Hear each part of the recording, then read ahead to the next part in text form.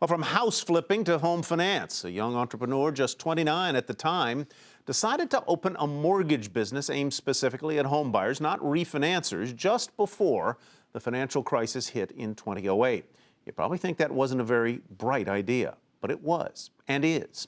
And that young entrepreneur is Casey Crawford, a former professional football player in Charlotte, North Carolina.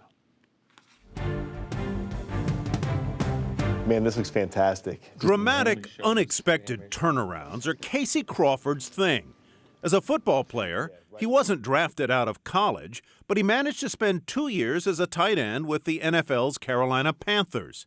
Then he got cut, but wound up signing with the Tampa Bay Buccaneers in 2002, a season that ended with a Super Bowl victory. I need to set up a call with the head of sales. Crawford began to flip homes while he was still playing football. It was the early 2000s, and real estate and the real estate bubble were blowing up. I think I heard Donald Trump say this, and he's probably right, said the only way to be wrong in real estate at that time was to not buy something. Crawford was doing so well that he quit football after the Super Bowl. It worked out fine until 2007 and 08, when bad loans began to kill off giant lenders like Countrywide, American Home, and Wachovia. Evil, right? They have been defined by greed. They're defined by lack of integrity, right? Putting families into loans they couldn't afford. Despite the chaos, though, Crawford sensed an opening. He wanted to build a mortgage business that would help keep people within their means. Think about a lot of guys like Warren Buffett. So the time to get in the market, right, is always in the midst of chaos, right, when the blood's running in the street. Of course, he didn't know how to start a mortgage bank, so he did what anyone would do. He Googled it. Jumped right on Google, how to start a mortgage bank. A year later, in September 2008, Crawford's mortgage company, about 20 people, opened for business. We had a full 30 days before October of 2008, and just the whole financial world totally comes collapsing down. I spent about 60 days sucking my thumb in a closet, trying to explain to my wife why this had been such a good idea a year earlier. Slowly, though, things did get better.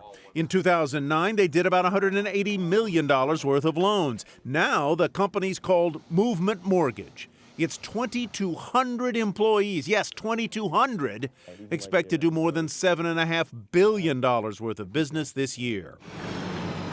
Movement is building a new headquarters just across the state line in South Carolina. When it opens next year, Crawford says he'll create 600 new jobs. The jobs alone can turn into life-changing opportunities, but Movement isn't leaving Charlotte altogether. What Movement Foundation is offering us is something I've never seen. Colin Pinkney runs the Harvest Center, one of several nonprofits that will begin sharing a new office space called the Movement Center in Charlotte this month. Crawford hopes the center can become a sort of one-stop shop for the people who depend on the services they'll find there. They don't just need food, they don't just need job training, they don't just need mental health services, they need that whole suite of products.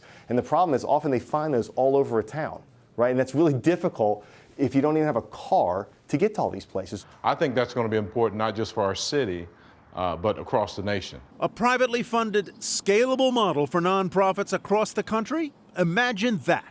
Instead of leaving a trail of foreclosures behind, a mortgage company trying to build a better city. A turnaround, indeed. Man, if the great business minds, I think, in the United States would really get passionate about solving the problems in the U.S. and not leaving that to the federal government, I think we'd transform communities across the United States.